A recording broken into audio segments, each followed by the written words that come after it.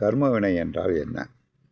சில பேர் கர்ம வினைகள்லாம் பொய், அதெல்லாம் ஒன்றும் கிடையாது, இந்த பிறப்பில் பிறந்து வாழ்ந்து சந்தோஷமாக வாழணும் அப்படின்னு நினைக்கிறாங்க. முற்றிலும் தவறு. இந்த கர்ம வினைன்னா என்னன்னு கேட்குறேன். ஒருவன் ரொம்ப கஷ்டப்பட்டு உழைச்சி காசு கொஞ்சம் சேர்த்து ஒரு பிஸ்னஸ் பண்ணணுன்னு ஆரம்பிப்பான். அது நட்டமாக போயிடும், பிடுங்கிட்டு போயிடும். ஏன்டா பிஸ்னஸ் ஆரம்பித்தோம், இருக்க காசும் போயிட்டே அப்படின்னு சொல்லி வேதனைப்படுவான். ஒன்றுமே இல்லாதவன், ஒன்றுமே தெரியாதவன் ஒரு சிம்பிளாக ஒரு கடை வைப்பான்.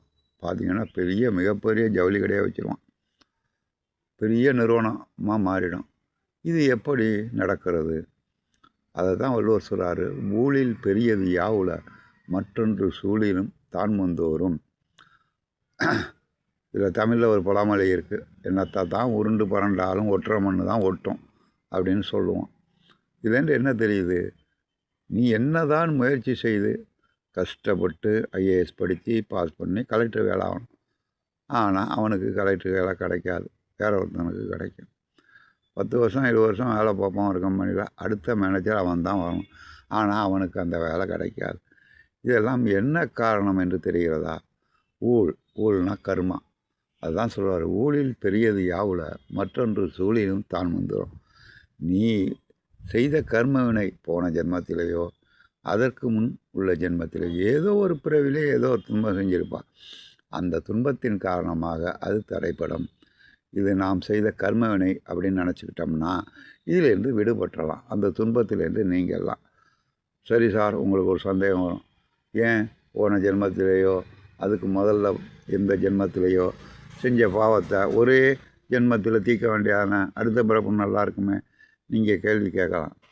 ஒன்றும் இல்லை, 1ஆவதுலேருந்து 10ஆவது படிக்கிற மாணவனுக்கு எல்லா பாடத்தையும் ஒரே நாளில் சொல்லி கொடுத்தா படிக்க முடியுமா? வருஷம் வருஷமாக எதுக்கு பிரிக்கிறோம்? இந்த வருஷத்தில் இந்த படிப்பு, அடுத்த வருஷத்தில் அடுத்த படிப்புன்னு ஒரே தெரியாக எல்லா வேலையும் செஞ்சால் கஷ்டப்படுவான். மனித ஆத்மா ரொம்ப துன்பப்படும். ஒன்றும் இல்லை, 1 ஏக்கர் நிலத்தை ஒரே நாளில் வெட்டி முடிக்கணும்னா ஒரு மனிதனால் முடியுமா? செஞ்ச பாவத்துக்கு ஒரே நாளில் செய்யலான்னா பாவம் செய்ய முடியுமா? செத்து விடுவான். அதே போல் தான் விதைக்கு ஒரு பக்குவ காலம் உண்டு. ஒரு விதையை பயிரை போட்டால் ஒரே நாளில் முளைச்சி வந்துடும். அதே தேங்காயை போட்டால் 3 மாதம் ஆகும். நாம் செய்த வினைக்கும் அந்தந்த பிறப்பில் இந்தந்த பாவத்தை நீ அனுபவிக்கணும், கடவுள் தீர்மானித்து அனுப்பிடுவார். அதற்கேற்ப இந்த ஜென்மத்தில் நாம் இப்படித்தான் வாழ வேண்டும். இதை ஒருவன் புரிந்து கொள்கிறானோ அவன் வாழ்க்கையில் நிம்மதி அடைவான். ஒருத்தன் கார் வாங்கிட்டான், உடனே நம்மளும் வாங்கணும்னு நினைக்கக்கூடாது. அது அவனுடைய கர்ம வினை. கார் வச்சு ஓடுறான்.